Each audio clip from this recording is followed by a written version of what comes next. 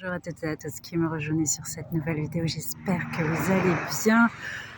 Ce matin, j'ai pris le courage d'aller dans la nature. J'ai pris le courage de venir près de la mer, je vous fais profiter. Ce courage, je l'ai pris parce que j'ai du mal à aller en dehors, à l'extérieur. C'est le challenge que je dois parcourir en fait sur ma dernière ligne droite d'éveil spirituel, je pense. C'est la chose la plus difficile pour moi à faire vu que je capte énormément tout ce qui provient de l'extérieur. Donc pour moi, être dans mon cocon, être chez moi, c'est être en sécurité. En été, je peux pas venir ici. C'est juste atroce. C'est atroce pour moi de capter toutes les angoisses des gens et tout le bonheur des gens. Je capte tout en même temps et c'est absolument affreux. Alors oui, je sais fermer mon couvercle comme je vous ai conseillé, mais parfois c'est vraiment trop et je n'y arrive pas. Aujourd'hui, je vous partage cette vue magnifique que j'ai la chance, en fait, j'ai la chance de vivre ici, mais j'en profite pas. Vous me direz, c'est un petit peu naze, Mev.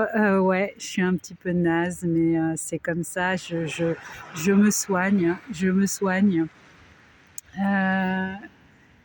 Et puis cette odeur, vous n'avez pas l'odeur, mais cette odeur magnifique des algues échouées sur la plage, moi j'adore. Ça me calme, ça m'apaise. Et les petits piou-piou là sur la plage qui, d'ailleurs, si vous savez comment ils s'appellent, c'est ceux qui courent très très vite et qui sont tout petits et qui sont en bande. Je les appelle les racailles de la plage. Ils sont trop choux, je les adore.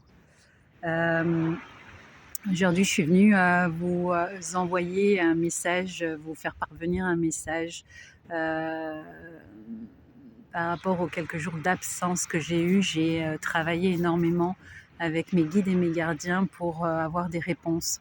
Et savoir si je faisais fausse route, savoir si je transmettais mal les messages. Et ils m'ont expliqué que non, qu'effectivement, le sujet du jour, c'est est-ce qu'il y a des personnes qui sont là uniquement pour vivre l'expérience flamme jumelle et d'autres qui ne sont pas du tout dans l'expérience flamme jumelle mais qui croient qu'ils sont dans l'expérience flamme jumelle. Et certains qui sont là vraiment pour l'union. Le souci, c'est que cette relation est tellement, entre guillemets, médiatisée, on va dire médiatisée sur les chaînes d'éveil spirituel, que tout le monde peut s'y retrouver. Et c'est là le gros souci. Je vous explique pourquoi j'ai eu cette réflexion. Je me suis dit, mais il y a une femme qui s'est présentée devant mon jumeau et qui lui a dit « Je crois que nous pourrions être des flammes jumelles. » Ok, je suis ouverte à cette possibilité, puisque mon jumeau, c'est le seul à pouvoir confirmer laquelle des deux est sa flamme jumelle. Il n'y a que lui qui puisse savoir, il n'y a que lui qui puisse donner des réponses. Mais à ce moment-là, que fait-on de cette personne-là, soit elle, soit moi, que fait-on de nous, qui est la flamme jumelle et qui est dans un mauvais, dans une mauvaise entre guillemets croyance. Ça, seul le jumeau peut le dire. Hein. Seul le jumeau pourra le dire.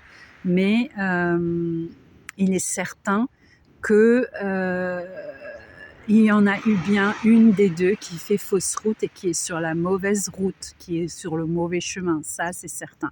Moi, j'ai quelqu'un également qui est venu me voir en me disant mais je suis ta flamme jumelle, et je lui ai répondu dans la minute, non, ce n'est pas possible, parce que mon jumeau, je sais qui il est, je sais où il se trouve, je l'ai rencontré et c'est lui sans aucun doute. Je n'ai vraiment aucun doute. Donc le jumeau en question n'aura aucun doute à savoir qui est son vrai jumeau.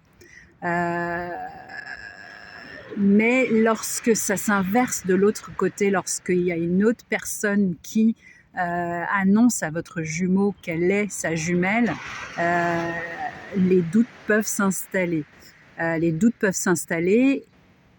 Ça, c'est avec votre foi, hein, votre foi et le travail que vous avez fourni. Attention, parce qu'il y a vraiment un travail à faire. Hein. C'est pas, comme je disais, c'est pas se rouler les pouces et dire à quelqu'un je suis ta flamme jumelle. C'est vraiment un travail à fournir. Moi, je me souviens, avant de dire à mon jumeau que il était ma flamme jumelle, j'ai d'abord travaillé pour trouver les réponses avant de lui balancer un truc pareil. Maintenant, que fait-on de toutes ces personnes-là qui pensent qu'ils sont dans un parcours de flamme jumelle alors qu'ils ne le sont absolument pas? Et donc, je vais le répéter, quitte à me faire fouetter encore et toujours. N'empêche que c'est la vidéo qui m'a rapporté le plus d'abonnés. Je vous remercie énormément. Et le plus de likes. C'est cet affront que certains ont ressenti parce qu'ils ne sont tout simplement pas prêts à recevoir des informations comme ça. J'étais dans le même cas. Ce n'est pas un jugement que je fais ici.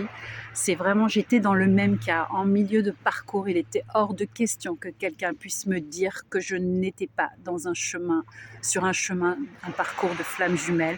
Je n'étais pas prête à entendre que mon jumeau pouvait s'unir plutôt à une âme sœur qu'à moi-même. Je n'étais absolument pas du tout prête à entendre ça. Aujourd'hui, je suis dans le lâcher-prise, alors pas total, parce que si j'étais dans le lâcher-prise total, je pourrais aller me balader dehors sans avoir peur, je pourrais vivre tout simplement. Hein. En fait, c'est ça le lâcher-prise, hein, c'est vivre sans son jumeau. Vivre sans être connecté non-stop à la source, parce que je suis non-stop avec l'au-delà et je ne suis pas ici ancrée sur Terre, même si à chaque fois que je vois les merveilles de la nature, je leur envoie des cœurs. Alors moi, c'est ma façon de leur dire je t'aime, je leur envoie des cœurs en leur disant je t'aime à la mer, je t'aime au piou-piou, voilà. Être dans son féminin le plus sacré, c'est justement être dans une vraie spiritualité. C'est justement arriver à dépasser ce contrôle en fait. C'est un contrôle, on veut contrôler, on veut que notre jumeau soit le nôtre avec nous dans la vie, et donc on veut contrôler, mais certaines fois nous ne sommes vraiment pas sur un chemin de flamme jumelle, on est juste là pour faire un éveil spirituel et c'est très bien. Ils m'ont répondu sur ça. Je leur ai dit pourquoi on aurait choisi autant de souffrance. Ils m'ont répondu, la réponse a été juste magnifique. Maintenant, à savoir si on est capable de l'accepter ou pas, parce que le parcours flamme jumelle, c'est un parcours extrêmement puissant et extrêmement difficile, est extrêmement douloureux. Donc, digérer une info pareille, faut vraiment arriver au bout du chemin avec un presque lâcher prise.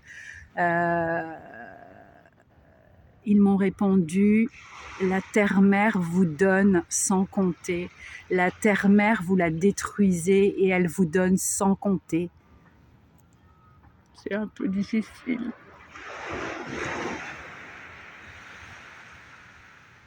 Mais c'est vrai. Elle nous donne sans compter, malgré le mal qu'on lui fait. Et il disait que certaines âmes étaient venues pour lui rendre ça, pour lui rendre cet amour qu'elle nous donne chaque jour. Donc pour s'éveiller spirituellement et donc s'éveiller à l'amour et donc être amour.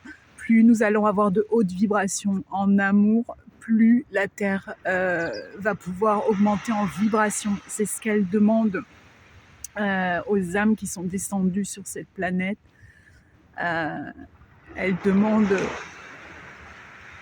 cette bienveillance et un sacrifice de certaines âmes. Certaines âmes se sacrifient pour, dans la douleur d'un parcours puissant, pour apporter les vibrations nécessaires à notre planète. C'est extrêmement beau la réponse qu'ils m'ont donnée, mais elle est tellement juste aussi, elle est tellement valable. Il y a une femme chamane qui disait être dans... on peut se dire spirituel, voilà, moi je suis une femme spirituelle, je parle à mes guides, je suis vraiment ouverte à la spiritualité depuis tant d'années. Mais je n'accepte pas une autre personne que moi auprès de mon jumeau. Ce n'est pas, elle expliquait que ce n'est pas sans jugement, sans juger, sans vous juger. Elle disait que ce n'est pas une vraie spiritualité. La vraie spiritualité, c'est lorsque on accepte que notre jumeau puisse aller avec quelqu'un d'autre, puisse être heureux avec quelqu'un d'autre, parce que nous ne sommes pas tout simplement prévus pour nous unir dans cette vie-là. Alors je sais que c'est pas facile à entendre. Moi je vous dis en milieu de parcours, il était hors de question que l'on me chante une chose pareille. Par contre, j'essayais de garder mon énergie pour moi, c'est-à-dire que lorsque quelque chose ne résonnait pas avec moi dans l'immédiat, je laissais de côté. Je laissais tout simplement de côté et je travaillais à ma manière, j'avançais à ma manière, jusqu'au moment où je me souvenais de ce que j'avais entendu, de ce que j'avais lu, et jusqu'au moment où j'ai accepté ce que je n'avais pas accepté d'entendre. Voilà. J'espère que vous comprenez que je ne suis pas là pour vous faire baisser les bras, mais pour vous faire comprendre qu'il y a une logique. Pourquoi cette personne qui s'est présentée à mon jumeau en lui disant « je suis ta flamme jumelle » serait pas sa vraie flamme jumelle, et pourquoi moi je serais sa vraie flamme jumelle. Il y a bien des personnes qui ne sont pas là et qui sont dans l'erreur d'un parcours flamme jumelle, ou qui sont dans cette croyance-là parce qu'ils ont prévu ça comme ça pour pouvoir s'éveiller.